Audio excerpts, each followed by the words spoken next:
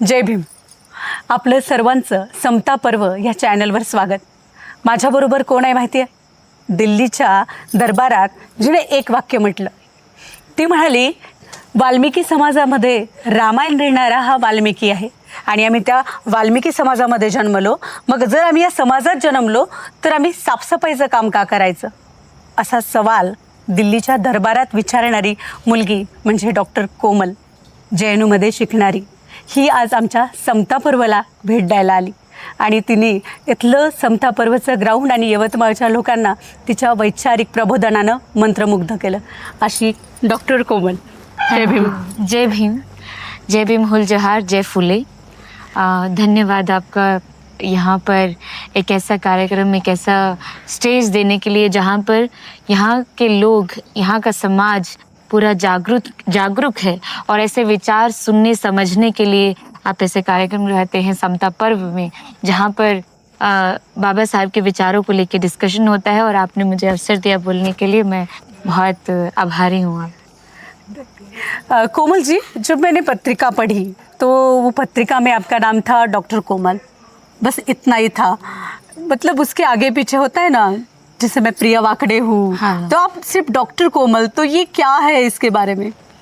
देखिए, जो हमारी जो लड़ाई है वो हमारी लड़ाई सिर्फ यहाँ से शुरू नहीं होती है कि मैं JNU से पढ़ी हूँ, मैं PhD स्कॉलर हूँ, मैं अभी एक डिग्री प्राप्त कर ली है. हमारी लड़ाई हमारे जन्म से शुरू हो जाती है. आपके जन्म के आधार पर आप गांव में कहाँ, किस बस्ती में पैदा हुए हो, आप स्कूल में कहाँ जा रहे हो, आप नौकरी कैसे कर रहे हो, आपको श्रम छोटा करना चाहिए, बड़ा नहीं करना चाहिए. ये पूरा संघर्ष रहता है और उसमें सबसे ज़्यादा अगर आपसे बार बार पूछा जाता है तो वो है आपका सरनेम. और मेरे सरनेम के पीछे एक बहुत ही अलग ही कहानी है. अच्छा. मेरे सरनेम के पीछे मेरा नाम कोमल देवी है. अच्छा.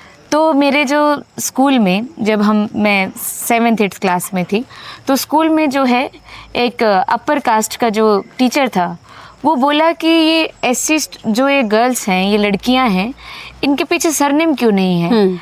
कोमल हो, पहचान में कैसे आएगा नीची जाति से हो ऊंची जाति से हो? सरनेम से पता चलेगा ऊंची जाति से हो नीची जाति से हो.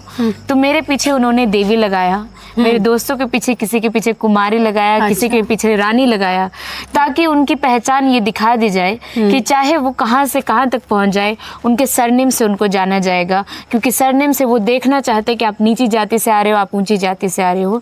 ये मेरे सरनेम की कहानी है. कोमल देवी उन्होंने दिया है, लेकिन ये मेरी पहचान नहीं है. ये मेरी पहचान नहीं है. मेरी पहचान है बाबा साहब के विचार. मेरी पहचान है कि मैं उनके मूल्यों पर चलते हुए अपनी PhD, एक फर्स्ट जनरेशन लर्नर होकर अपनी एक उच्च शिक्षा प्राप्त कर रही हूँ. ये मेरी पहचान है. अगदी. आपल्याला एक माहिती आहे की एक वाल्मिकी समाज म्हटलं की घुंगट, तर त्या घुंगटमधनं हा मार्ग काढणारी कोमल.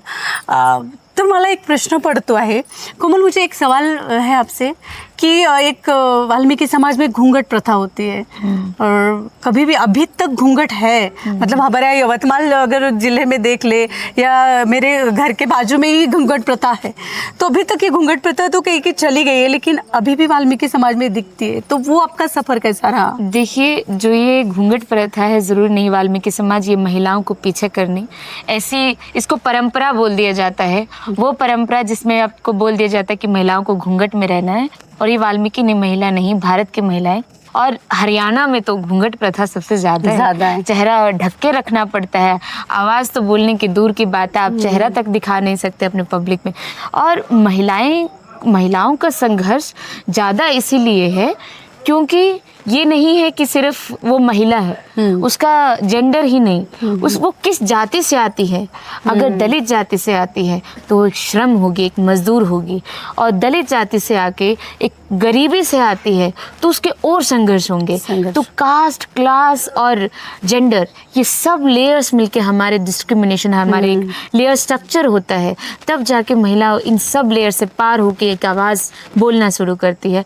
और ये जो प्रथाएं हैं, घूंघट प्रथाएं हैं, दहेज प्रथा है, ये सब महिलाओं के खिलाफ है. और इनको परंपरा के तौर पर हमारे सामने रख दिया जाता है कि तो परंपरा चलती आ रही है. आपकी ऐसी परंपरा है जो कि हमारे पितृ सत्ता जैसी हम उस डोमिनेंस में रहना है कि महिलाएं जो है असर्ट नहीं कर सकती, बात नहीं कर सकती। और बाबा साहब का एक ही मानना था कि समाज की प्रगति को अगर आपको देखना है तो उस समाज की महिलाओं को देखिए। अगर समाज की महिलाएं प्रगति में आएंगी तो अपने आप हमारे विचार, हमारा समाज एक प्रगति में आएगा। डॉक्टर कोमल, मुझे एक सवाल सता रहा है, मतलब हम सभी को, कि ये जो घूंघट प्रथा वाली कोमल और डॉक्टर कोमल, ये जो जर्नी है आपकी, ये कैसी रही? जो ये जर्नी है, मतलब पर्सनल जर्नी नहीं, ये कलेक्टिव जर्नी है। ये हमारे समाज में जो भी एक स्टूडेंट अपनी उस जगह से, उस जाति व्यवस्था से, उस गांव की उस बस्ती से जब निकलता है, वो सबकी जर्नी, आदर्शन की जर्नी यही रहती है कि आप जो है पहले शिक्षा लीजिए और अब वो शिक्षा कैसे मिलेगी, पीएचडी तक कैसे पहुंचेंगे, वो हमें बाबा साहब के संघर्षों से सीखना चाहिए। बाबा साहब को जब हम देखते हैं कि स्कूल में किस तरीके से उनको जो है अलग पट्टी पे बैठाया जाता था, पानी पीने के लिए एक पियोन आता था, तब जाके वो पानी पीते थे। बाबा साहब के संघर्षों से सीख रहे हैं और वही संघर्ष हमारे सबके जीवन में है। गाँव में किस तरीके से आपको किस जाति से देखा जाता है, स्कूल में आपको किस तरीके से असमानता, इनइक्वालिटी देखनी पड़ती है, कॉलेज में किस तरीके से देखनी पड़ती है, और इन सबको पार करते हुए ऐसे नहीं इन सबसे बैठ जाना है, डर गए हम तो नहीं। बाबा साहब के संघर्षों से सीखना है कि उन्होंने इतनी परेशानी होते, उस समय तो जातिवादी व्यवस्था इतना क्रूर तरीके से थी, तो उनके एक्सपीरियंसेस से हमें देखना है कि हमें भी, चाहे हमारे कितने ही स्ट्रगल हों, कितने संघर्ष करते जाना है। और मैं पहली पीढ़ी हूँ जो पीएचडी करूँगी, और पीएचडी पोस्ट डॉक भी करूँगी, अगले भी प्लान्स है। और जो कांशीराम अपने भाषणों में बोलते थे कि पहली पीढ़ी जो है सीखेगी, शिक्षक बनेगी, दूसरी पीढ़ी संघर्ष करेगी और तीसरी पीढ़ी राज करेगी। तो हमारे समाज में यही संदेश देना चाहिए कि आप जो है अपनी आने वाली पीढ़ी, आप अगर संघर्ष कर रहे हैं अभी, आपकी आने वाली पीढ़ी भी राज करेगी। और ये जो जर्नी है, आप जिस गांव से आते हैं, गांव में वहाँ पे महिलाओं को पढ़ने तक का अधिकार नहीं होता है, घूंघट में रहना पड़ता है, दहेज जैसी प्रथाएं हैं, महिलाओं को एक रिस्ट्रिक्ट किया जाता है। उस जगह से निकल के एक ऐसी जगह पहुंचना जहां पर आप अपनी पहचान को स्वीकार सके, अपनी आवाजें उठा सके, हर मुद्दे को लेके बोल सके, वो पहुंचना हमें बाबा साहब के जीवन से सीखना। जैसे उन्होंने इतनी डिग्रियां प्राप्त की और समाज के लिए चलाया, हमें भी कहीं नहीं रुकना है, अपने जर्नी के थ्रू उनके विचारों को फॉलो करना है। Thank you Komal. He journey होती कोमलची। आपल्याला माहीत आहे, आपल्या समता पर्वमध्ये जे हर्षदीप कांबळे सर यांनी सुरू केलेलं हे छोटंसं बी रोवलं आणि याचं वटवृक्ष झाला।